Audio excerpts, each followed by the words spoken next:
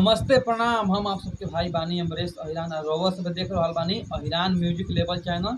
जे भाई सब्सक्राइब नहीं कैले चैनल के सब्सक्राइब कर लियो। और आज बतावा तो नया अपडेट लेके आइल बानी। जे अपडेट ये बा भोजपुरी में बहुत बड़ा बवाल गाना आ रहा है ब्लास्ट करे।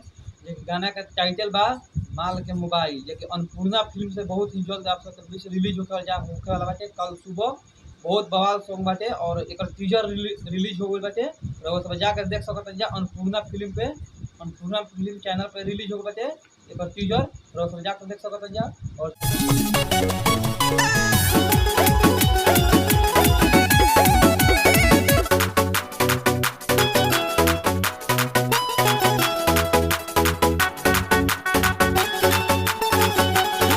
गाना के टाइटल बा कि माल के मोबाइल, और गाना लिखले बाड़े अखिलेश कश्यप और संगीत दिले बाड़े रोशन राव। तो रउआ सब हम टीजर देखावा तनी, रउआ सब टीजर देखी जा और टीजर के बस कमेंट में बताई टीजर कैसन बा और गाना भी कैसन बा। आई बहुत धांसू गाना बाटे जे कि दिल्ली में शूटिंग होइल बाटे गाना के।